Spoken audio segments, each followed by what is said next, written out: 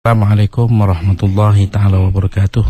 Bismillahirrahmanirrahim. Alhamdulillahirabbil alamin. Wa bihi nasta'in ala umurid dunya waddin. Wa sallallahu wa sallam ala sayyidina Muhammadin khatamin nabiyyin wa alihi wa sahbihi ajma'in. Wa la hawla wa la quwata illa billahil aliyyil azim.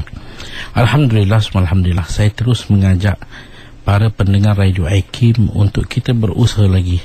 Kita terus diingatkan kalau setiap hari Jumaat supaya tingkatkan ketakwaan kita. Jadi atas sempena itu saya juga terus mengajak walaupun hari Khamis untuk tingkatkan usaha kita ke arah mencari, menuntut atau mengejar keredaan Allah Subhanahu Wa Taala. Dan keredaannya hanyalah dalam agama, dalam melaksanakan apa yang disuruh dan tinggalkan apa yang ditegah.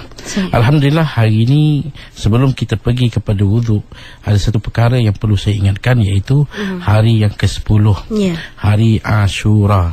Hari yang mana bila baginda ditanya tentang berpuasa pada 10 ini, baginda beritahu yukaffiru as-sanatal madiyah.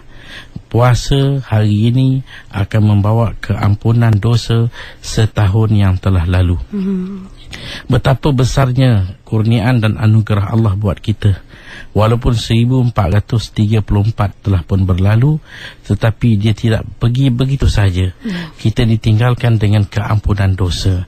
Dan ini adalah suatu yang menjadi harapan setiap kita, nakkan sentiasa mendapat keampunan.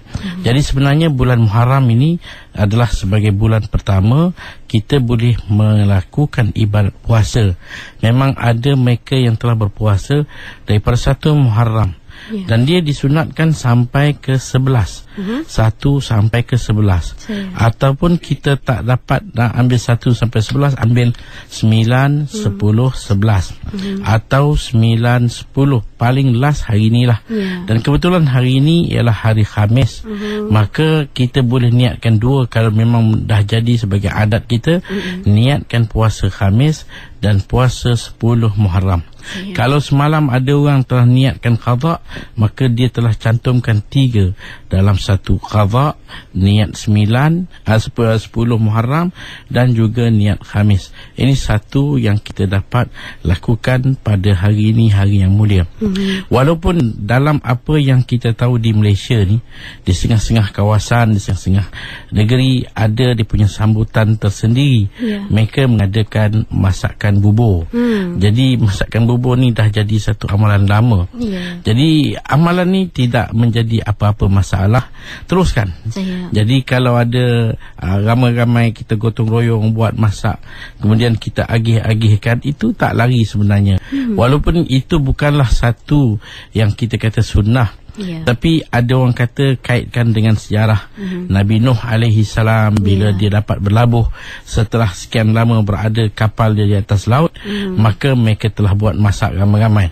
Jadi tidak menjadi satu sunnah, tetapi memberi makan itu satu sunnah. Nabi kata afsyus salam wa at'imut ta'am, sebarkan salam dan bagi makan. Jadi kalau amalan ini wujud, teruskan.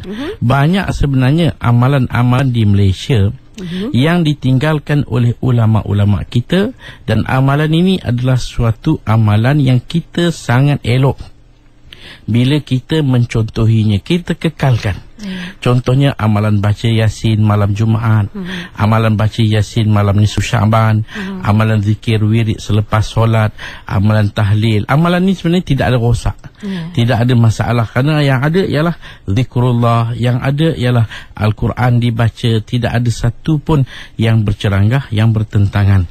Teruskanlah, kerana datuk nenek kita orang yang mulia, Allah kekalkan amalan mereka sampai ke saat ini. Jadi saya menganjurkan, kalau ada amalan masak bubur dan agihkan bubur, itu amalan tradisi yang sangat mulia, dan teruskan. Cuma tambahan dia, kita puasa. Jadi hari ini kita puasa, nanti berbuka dengan bubur, maka tidak ada menjadi satu masalah. Dan seterusnya ialah mengenai dengan kita balik pada masalah wuduk kita. Jadi kita tahu wuduk ni adalah anak kunci. Nak buka solat tanpa wuduk tidak sah. Kalau kita terlupa, tiba-tiba di tengah sedang solat teringat, lupa ambil wuduk, berhenti. jangan teruskan. Kalau datang keraguan, aku ni dah ambil wuduk ke belum? Berhenti. Jawapan dia belum. Kerana apa saja yang meragukan kita, selagi dia tidak ada keputusan kepada yakin, jawapan dia tidak. Jadi kita dah ambil wuduk ke belum? Kita confuse. Maka jawapan dia tidak. Berhentikan solat kita. Kalau dah selesai solat, baru teringat, rupanya lupa ambil wuduk, maka kita ulang wuduk dan ulang solat. Kalau imam tu sendiri, kadang-kadang imam pun boleh lupa, dia pun manusia. Dah selesai solat, bagi salam semua, baru dia teringat dia lupa nak ambil wuduk. Jadi jemaah dah banyak ikut dia, ramai penuh masjid, dia sedangkan tak ada wuduk. Kita kata solat jemaah semuanya sah. Tu imam seorang senyap-senyap balik dan dia kena ambil wuduk dan ulang solat dia.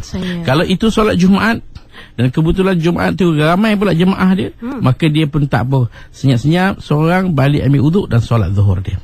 Melainkan kalau solat tu solat Jumaat yang jumlah dia cukup-cukup dengan 40, maka itu dia kena panggil balik, kumpulkan semua orang dan solat semula dengan imam tadi, ambil wuduk, baca khutbah semula dan solat semula.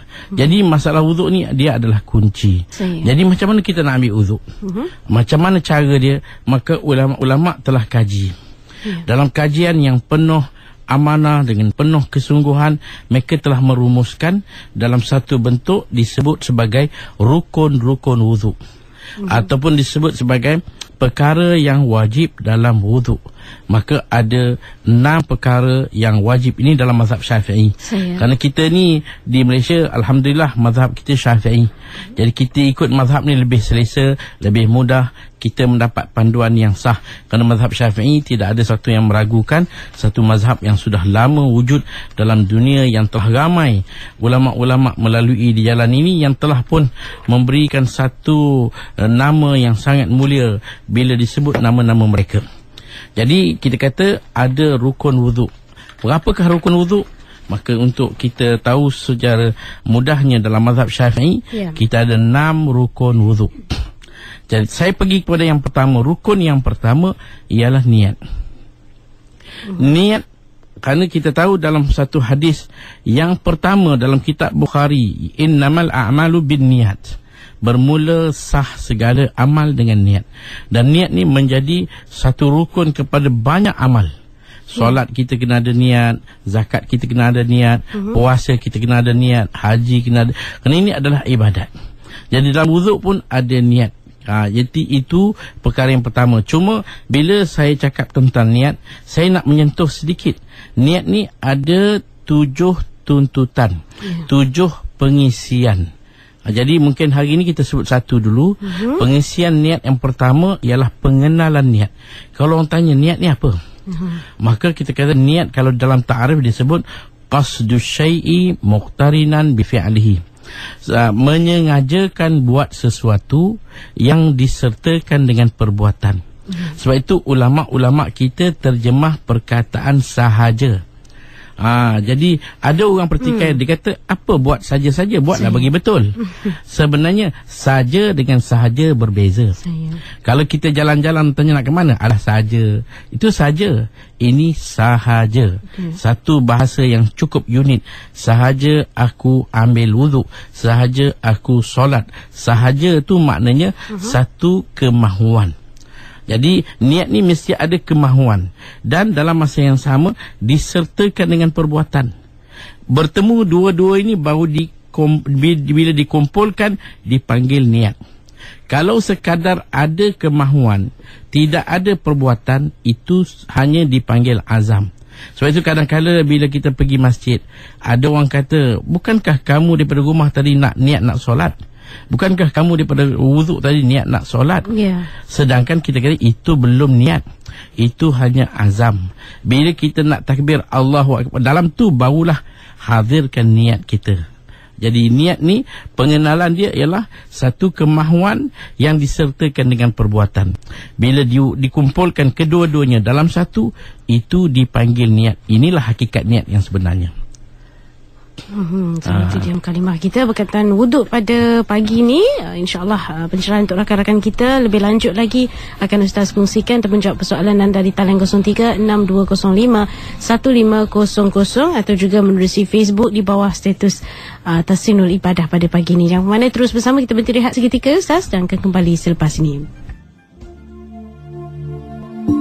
Asy-Syama'ilul Muhammadiyah, kesempurnaan Rasulullah SAW. Ibnu Abbas meriwayatkan Rasulullah SAW bersabda yang bermaksud, hendaklah kalian mengenakan pakaian yang berwarna putih. Orang-orang yang masih hidup di antara kalian hendaklah mengenakan pakaian berwarna putih, dan orang-orang yang telah meninggal dunia hendaklah dikafankan dengan kain berwarna putih. Sungguh pakaian putih itu merupakan sebahagian pakaian yang baik untuk kalian. Hadis riwayat Tirmizi, Abu Daud, Ibnu Majah dan Ahmad.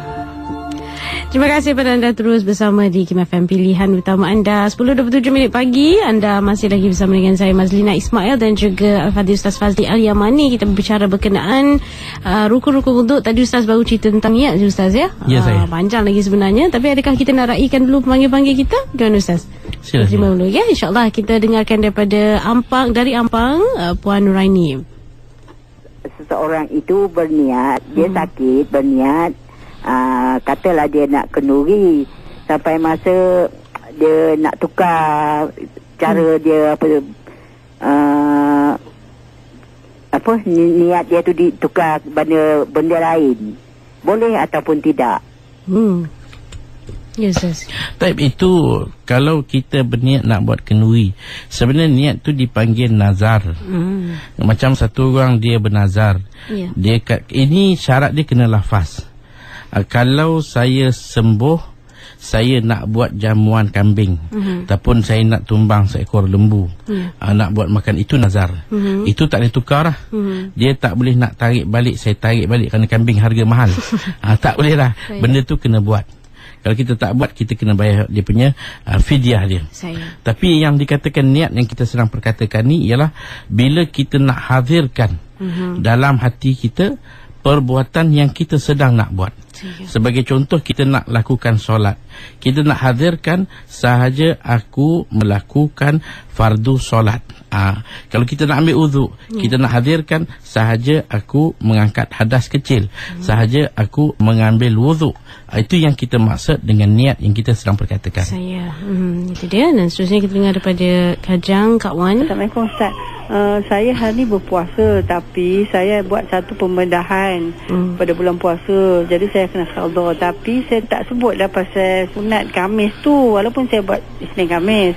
Lepas tu satu lagi, bubur tu kan saya ada dengar tak payahlah buat ikut-ikut hari 10 Muharram, buat pada hari, saya insyaAllah tak ada apa, saya nak buat hari Sabtu, saya nak hantar kat saudara. And then yang ketiga, saya nak tanya, saya nak habis ni, saya nak qada lah sampai cukup 30 hari, saya tinggal 27 hari.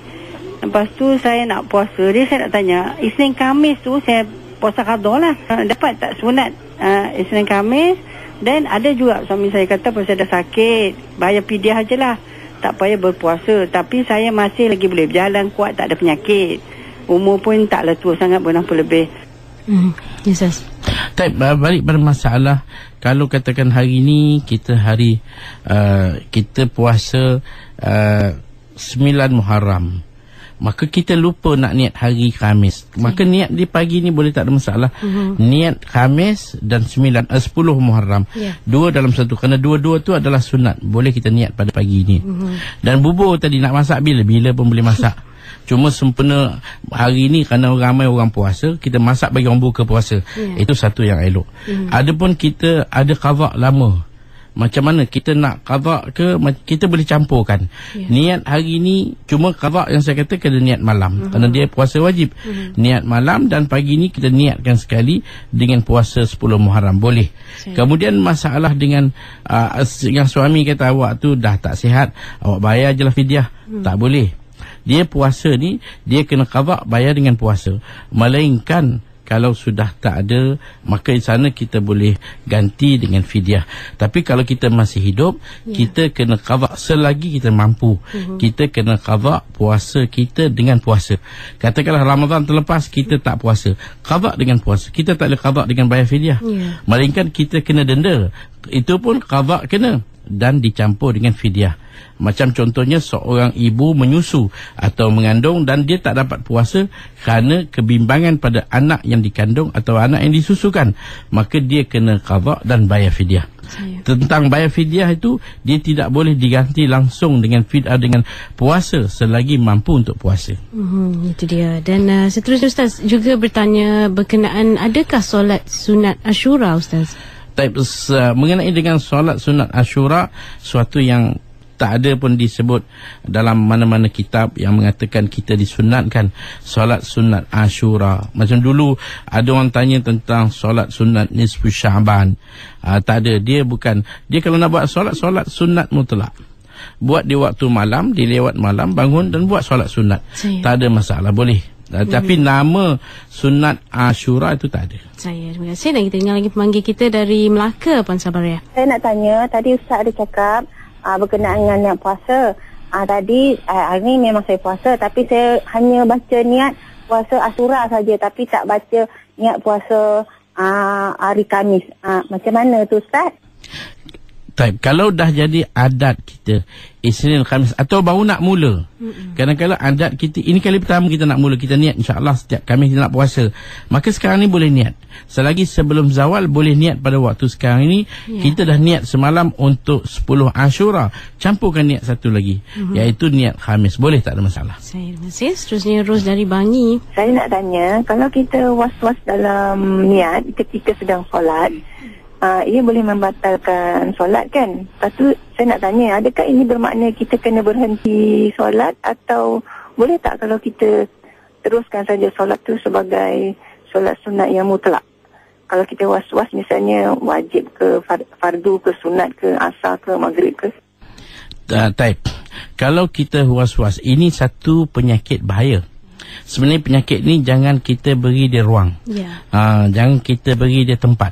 Tapi kalau katakan datang gangguan, kita dah takbir, tiba-tiba datang, aku ni niat zuhur ke asar, maka solat kita dah batal. Kita kena takbir lain. Ataupun solat ni fardu ke sunat, maka kalau benda tu berterusan berputar dalam fikiran kita, ini niat fardu zuhur ke niat sunat zuhur, jadi solat kita juga batal. Jadi kalau dalam keadaan macam tu kita tak tahu fardu ke sunat, terus kita tukarkan kepada sunat mutlak, maka solat kita sah. Teruskan solat kita. Kerana niat ni benda penting, dia benda yang tidak boleh kita ragu-ragukan dalam fikiran kita. Jangan benda ni bermain, zuhur ke asar, sehingga mengambil seketika masa, maka solat kita batal. Jadi sebab itu kita kena buat satu yang putus. Bila angkat Allahu Akbar, habis, kita dah bentingkan diri kita daripada segala. Sebab itu disunatkan, ulama-ulama dulu mengatakan bahawa melafazkan niat itu sunat. Jadi tak timbul kalau ada orang kata bid'ah apa semua, tak ada masalah. Sebenarnya dia tidak menjadi hal, kerana dengan maksud kita nak membentingkan diri kita daripada apa-apa bentuk sarangan was-was tadi, maka kita lafazkan niat, sahaja aku solat fardu zuhur 4 rakaat, tak ada masalah. Kemudian dengan niat tadi, dia tujuan nak membantu, lafaz nak membantu kehadirannya di hati kita, Allahu Akbar, maka tak ada lagi gangguan, maka itu satu yang sunat. Dan juga dari Facebook, Imran dan Busama dan Muhammad Faizal Amin bertanya soalan yang sama Ustaz. Apa hukum bercakap-cakap semasa wuduk dan sedang mengambil wuduk terkeluar angin? Harus ulang bagaimana? Kalau bercakap-cakap ketika wuduk, hukum dia makruh. Solat kita tak ada masalah, wuduk kita tak ada hal, tapi perbuatan kita makruh. Dan kalaulah sedang basuh muka, tiba-tiba keluar angin, batal, kentut, maka batal basuh muka, kena basuh semula. Maka disunatkan kita ulang lain basuh pergelangan tangan, kumurkan air masuk dalam hidung, mulut dan hidung, kemudian ambil wuduk macam biasa. Terima kasih. Kita dengarkan dari Ramiza PJ. Saya nak tanya Ustaz, batal tak wuduk kita tu batal ke tak kalau kita tersentuh alas sulit kita, ataupun maksudnya kita pegang anak ke basuh cibir anak macam tu, batal ke tak? Tapi batal atau tidak, kita akan jumpa nanti perkara-perkara yang membatalkan wuduk. Sebagai contohnya ialah apabila berlaku sentuhan dengan telapak tangan akan anggota sulit yang hidup, manusia hidup atau mati, manusia bukan binatang, manusia hidup atau mati, alat sulit. Kita contohnya, kita dah ambil wuduk siap, tiba-tiba anak kita buang air besar, kita kena basuh, maka kita tak alaskan tangan kita, dengan tangan kita bersentuhan pada tempat anak kita buang air besar atau alat sulit dia, maka batal lah.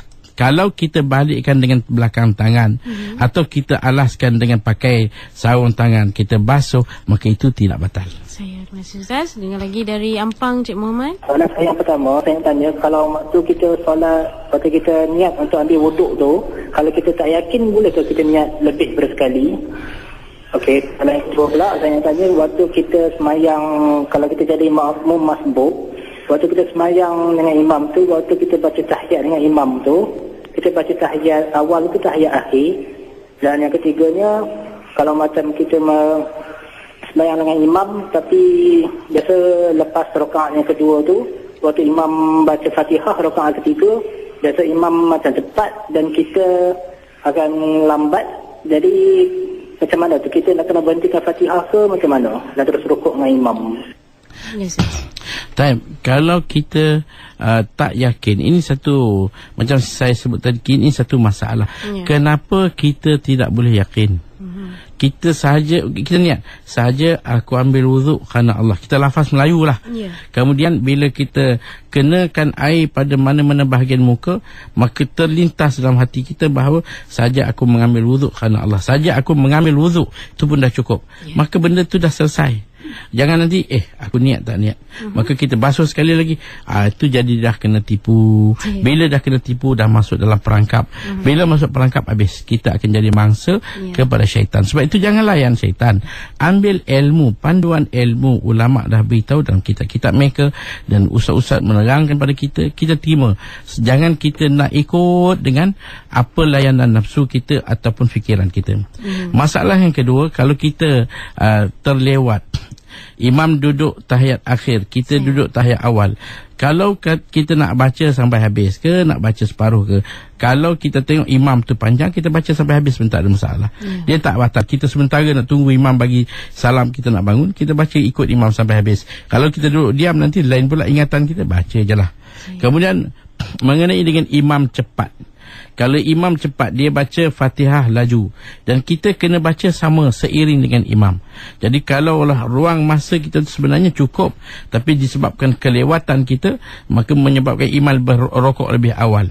Jadi kita habiskan Fatihah, kemudian kita rokok belakang imam, walaupun kita ketinggalan, tidak ada masalah, kerana kita sudah ada masa yang cukup untuk baca Fatihah. Cuma kita tidak mengambil sikap untuk membaca pada awal masa. Tapi kalau kita memang tak ada masa, kita takbir Allahu Akbar, imam rokok, terus rokok dengan imam, jangan kita baca Fatihah. Terima kasih. Dengar dari JB Hanif. Di mana letaknya kita nak bermula niat ni? Adakah masa nak mengambil wuduk ni di bahagian muka atau di bahagian-bahagian lain? Niat ni bermula ketika basuh muka. Tapi seeloknya daripada niat basuh tangan lagi. Bila kita basuh tangan, kita dah hadir yang saya akan ambil wuduk. Basuh tangan, hadirkan. Bila sampai dekat basuh muka, maka situ kemuncak niat kita. Sahaja aku mengangkat hadas kecil kerana Allah, sahaja aku mengambil wuduk kerana Allah. Bila basuh muka, jadi bukan sebelum, bukan selepas, ketika air kena muka. Dan dalam wuduk, basuhan muka ni, kita tidak ada tangan, tidak ada bahagian kanan dan kiri. Kita tak perlu nak basuh muka kanan dulu, kemudian kiri pula tak perlu. Melainkan kalau satu orang kebetulan tangan sebelah aja, sebelah lagi sakit bungkus, tak boleh nak buat apa, pakai sebelah tangan, maka itu basuh muka sebelah kanan dulu, kemudian kiri. Kalau kedua-dua tangan ni boleh basuh dengan sempurna, maka kita ambil daripada atas kepala turun ke bawah, bahagian atas ke bawah, itu sunat. Bila air kena muka, terus kita hadirkan, saja aku mengambil wuduk kerana Allah. Itu dia. Dan kita ke Shah Alam, Cik Mat. Saya nak bertanya berhubung dengan sah atau batal solat. Jika kita sedang bersolat, bila anak kecil yang menanggung najis menyentuh kita, tapi kita tidak menanggung dia, tapi sekadar hanya menyentuh, adakah sah atau batal solat kita? Kerana saya ada terdengar satu kisah bila jika kita berhubung dengan najis, mana solat kita akan menjadi batal.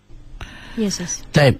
Kalau kita sedang solat, anak kita pakai pampers atau anak kita belum khatam sentuh kita, batal atau tidak? Jawapan dia tak batal. Dia tak sama, dia jangan samakan dengan najis. Sentuh langsung pada najis memang batal. Ini anak kita tak najis, cuma kita jangan bawa dia. Itu dia kira menanggung najis. Kalau dia duduk di sebelah kita, kita bagi jari kita, dia pegang je jari.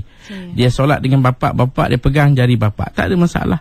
Dia duduk di sebelah bapak dia, tak ada masalah. Jangan menanggung, maknanya dia panjat belakang bapak atau dia duduk atas riba, itu jangan. Ataupun dia sedang duduk di atas sujadah depan kita, kita angkat dia ke tepi, itu jangan. Jadi kalau dia hanya bersentuhan, itu tak batal. Dia tak sama dengan sentuh najis. Kalau kita sentuh najis, kita sedang solat, ada tai cicak depan kita, kita sentuh, kita tolak dengan tangan ke, kita sentuh, itu batal. Tapi kalau kita tak sentuh, maka kita bukan pakai tangan, kita pakai kayu, kita tolak dia. Bila jatuh kita tolak dengan jauh, maka itu tak batal. Jadi anak kita yang ada najis tadi bersentuhan dengan kita, itu tidak batal. Yang batal kita menanggung dia, kita mengangkat dia, dia duduk atas kita, itu batal kalau dia ada najis ataupun dia belum khatam, itu najis. Itu batal. Boleh hubungi kami lagi terus di 0362051500. Kami akan berehat seketika, terus bersama IKIM FM.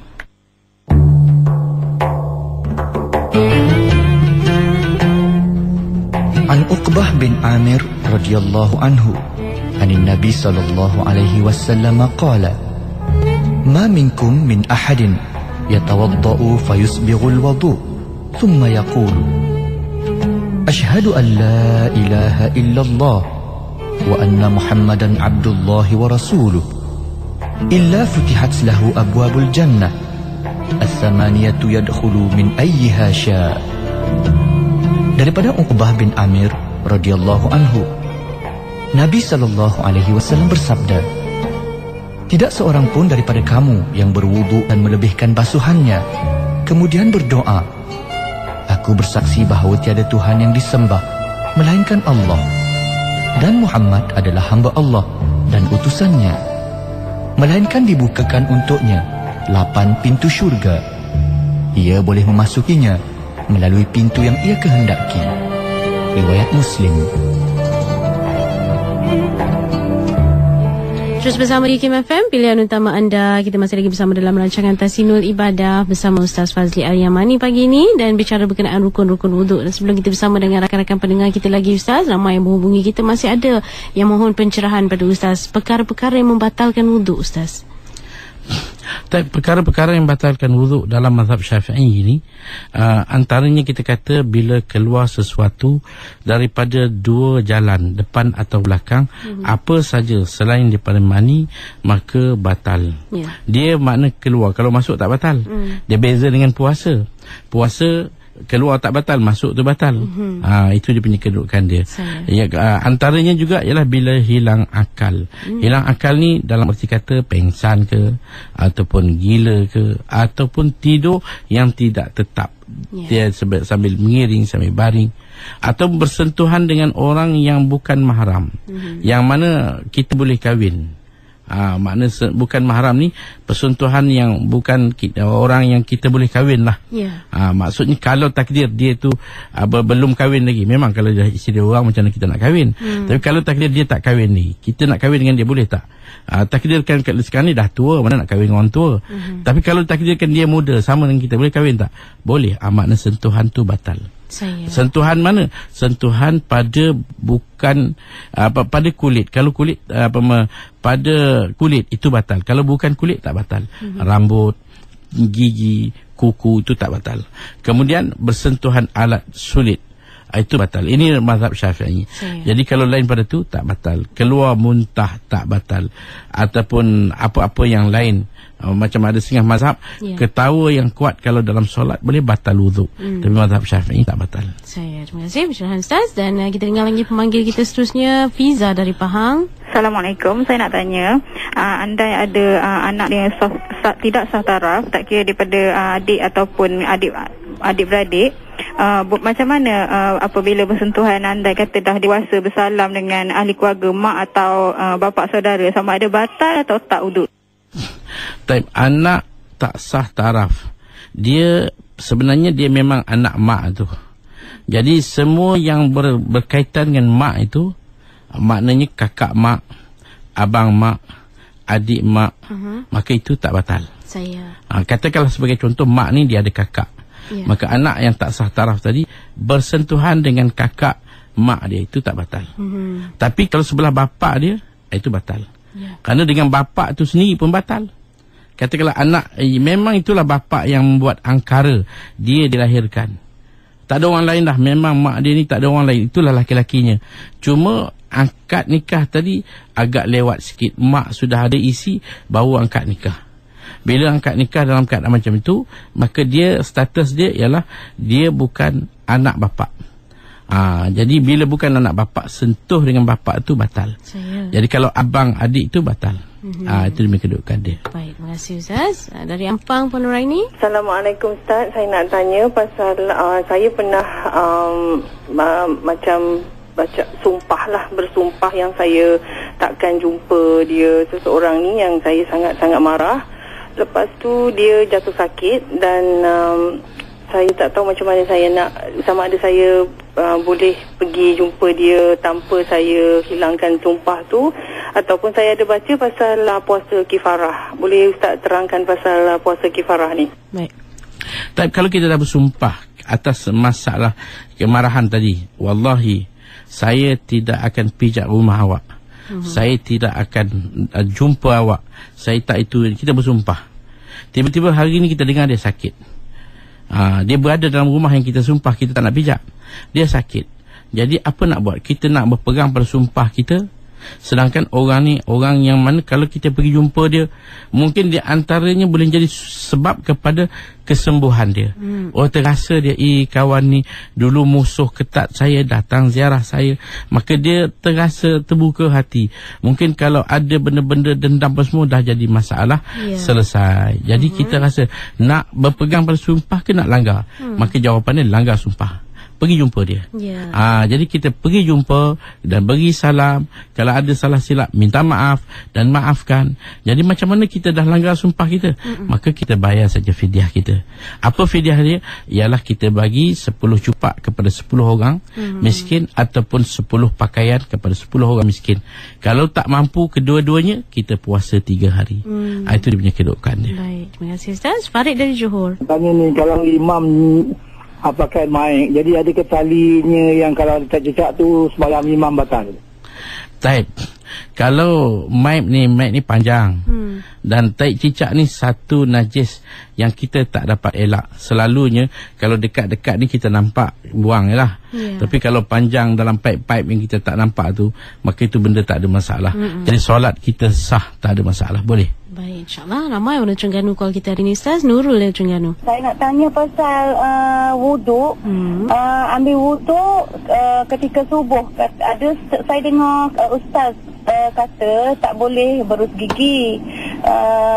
Kalau kita di bulan puasa ataupun kita sedang berpuasa, tak boleh gosok gigi. Lepas tu saya nak tanya pasal berkumur dan mencuci dalam hidung. Kalau kita berpuasa tu macam mana? Ada yang mengatakan bahawa kita basuh di luar-luar saja. Yes, kalau waktu pagi kita bangun, kita sedang puasa, kita ambil wuduk, kita boleh berus gigi. Cuma jangan pakai ubat gigi je.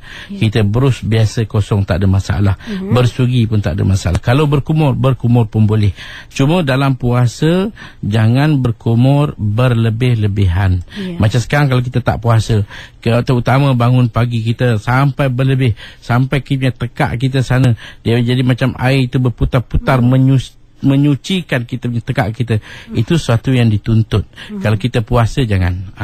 Jadi kalau kita buat sikit, dalam kita kumur sikit masuk air buang, tiba-tiba datang anak dia tepuk belakang kita tertelan, maka itu tak batal. Tapi kalau kita buat lebih sampai bunyi, datang orang tepuk belakang tertelan, itu batal. Kerana kita dah langgar dia punya, yang mana tak boleh kita lebih-lebihkan. Jadi kalau sugi tadi, yang tak bolehnya selepas zawal, hukum dia makruh.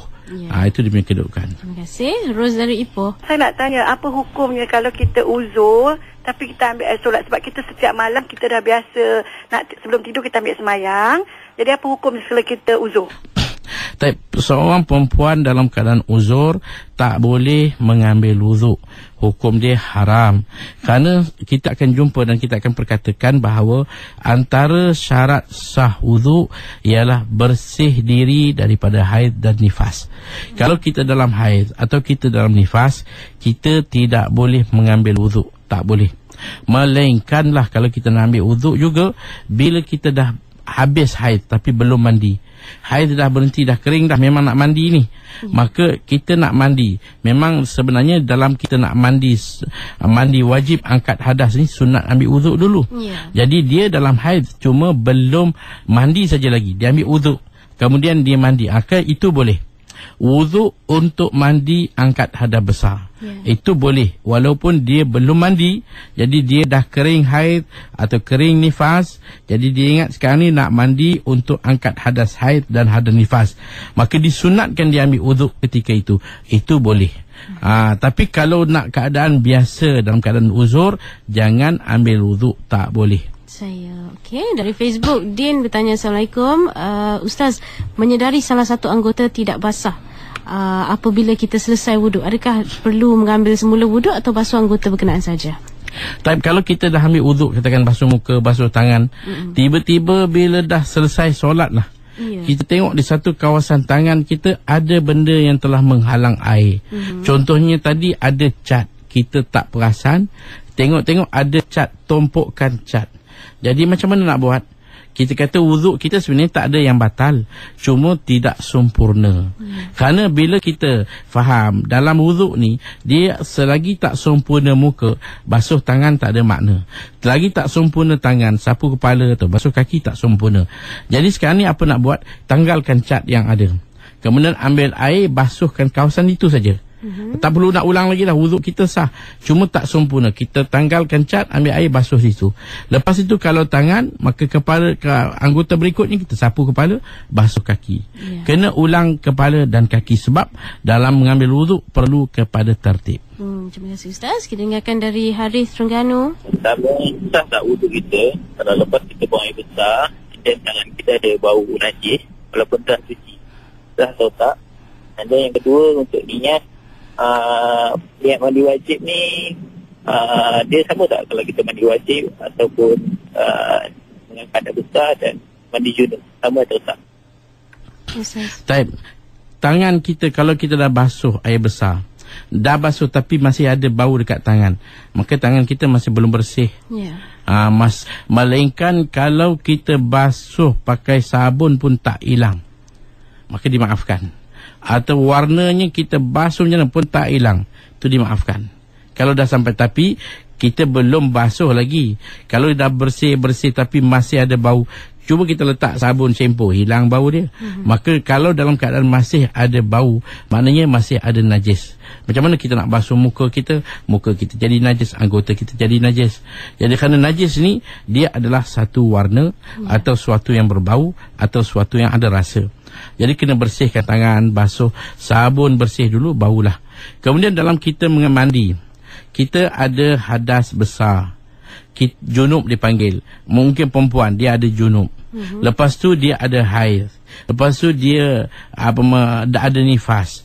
Maka boleh ke dia niat satu je, sahaja aku mandi wajib, saja aku angkat hadas besar, boleh, tak ada masalah.